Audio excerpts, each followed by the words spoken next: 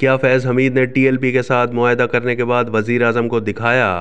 शाहिद खाकान और शहबाज के दरमियान तल्ख़ कलामी क्यों हुई थी? किसने कहा पीछे नहीं हटा जा सकता?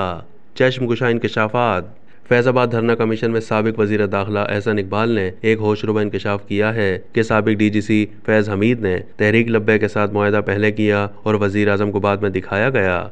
वज़ीर आज़म शाहिद खाकान अब्बासी ने मुआहदे में वफाकी वज़ीर जाहिद हामिद के इस्तीफ़े और मुआहदे पर हाजिर सर्विस अफसर का नाम देखा तो एतराज़ किया, मगर बताया गया कि यह मुआहदा तय पा चुका और अब इससे पीछे नहीं हटा जा सकता। कमीशन को दिए गए बयान में एहसन इकबाल ने कहा कि वज़ीर आज़म ने वज़ीर के इस्तीफ़े और मेजर जनरल फैज़ हमीद के मुआहदे में नाम पर एतराज़ किया था। वज़ीर आज़म को बताया गया कि मुआहदा तो हो चुका है, दस्तखत हो गए, पीछे नहीं हटा जा सकता। यहाँ ये बात काबिल ज़िक्र है कि कमीशन में साबिक सेक्रेटरी दाखिला अरशद मिर्ज़ा ने बताया है कि उन्हें वज़ीर आज़म सेक्रेटेरिएट बुलाया गया था, जहाँ उनके सामने वज़ीर आज़म शाहिद खाकान अब्बासी और उस वक्त के वज़ीर आला पंजाब शहबाज शरीफ के दरमियान सख्त तलख़ी हो गई। शहबाज शरीफ वफाकी वज़ीर के TLP के मुतालबे की रोशनी में इस्तीफ़े के हक़ में थे, तहम वज़ीर आज़म शाहिद खाकान अब्बासी इस्तीफ़े के मुखालिफ थे। साबिक सेक्रेटरी ने बताया कि दोनों के दरमियान तलख़ी इतनी बढ़ गई कि वो शर्मिंदगी के बाइस कमरे से निकल आए। कमीशन रिपोर्ट में वज़ीर आज़म शाहिद खाकान अब्बासी की ज़ेर सदारत 22 नवंबर 2017 के इस इजलास के मिनट्स भी मौजूद हैं, जिसमें सिविल और फौजी क़यादत के सामने वफाकी वज़ीर के इस्तीफ़े पर तफसीली बात करके फ़ैसला किया गया था कि ये इस्तीफ़ा नहीं दिया जाना चाहिए, क्योंकि कानून में जो भी तरमीम की गई थी वो वफाकी वज़ीर ने नहीं बल्कि पार्लिमानी कमेटी ने की थी। ये भी दर्ज है कि इस इस्तीफ़े को नाकाबिल दिफा करार दिया गया था। ज़राए का कहना है कि इस सारे मामले पर खुल्लम खुल्ला ये बात वाज़ेह हुई थी कि फैज़ हमीद ने अपने दायरे कार से निकल कर काम किया था।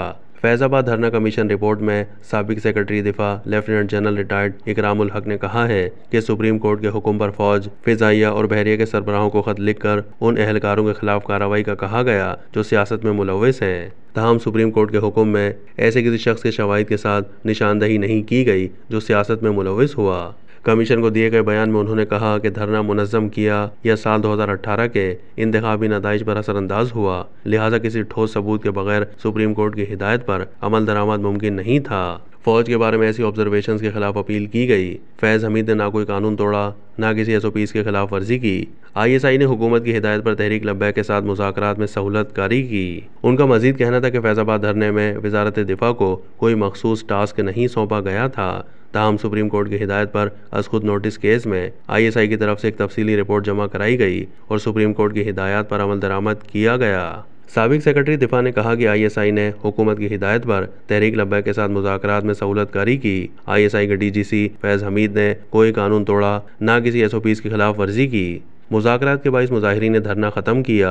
कमीशन ने सवाल किया कि सुप्रीम कोर्ट ने हिदायत की थी कि सियासी सरगर्मी में मुलव्वस अफराद, सियासी जमात को मदद देने वाले शोबे या अफराद के खिलाफ कार्रवाई की जाए। इस पर साबिक सेक्रेटरी और रिटायर्ड लेफ्टिनेंट जनरल ने कहा है कि हुकूमत पाकिस्तान ने सेक्रेटरी दिफा के जरिए फ़ौज, एयरफोर्स और नेवी के सरबराहों को हिदायत की कि उन लोगों के खिलाफ कार्रवाई की जाए जो अपने हल्फ की खिलाफ वर्जी करते पाए गए। इस पर कमीशन ने साबिक सेक्रेटरी दिफा से पूछा कि ऐसे अफराद के खिलाफ क्या एक्शन लिया गया, तो साबिक सेक्रेटरी दिफा ने कहा कि सुप्रीम कोर्ट के फैसले में मुसल्लह अफवाज के ऐसे किसी शख्स की निशानदही नहीं की गई थी जो धरना मुनज़्ज़म करने, साल 2018 के इंतखाबी नताइज पर असरअंदाज होने या इंतहा पसंदों की माली मुआवनत करते पाया गया हो। किसी ठोस सबूत के बगैर सुप्रीम कोर्ट की हिदायत पर अमल दरामद मुमकिन नहीं था। इस मामले को देखने के लिए एक जायज़ा पटिशन दायर की गई थी। साबिक सेक्रेटरी दिफा ने कहा कि वज़ारत दिफा ने अदालत के हुक्म पर अमल किया और फैसले की नकूल तमाम मुतल्लिका लोगों को फराहम की।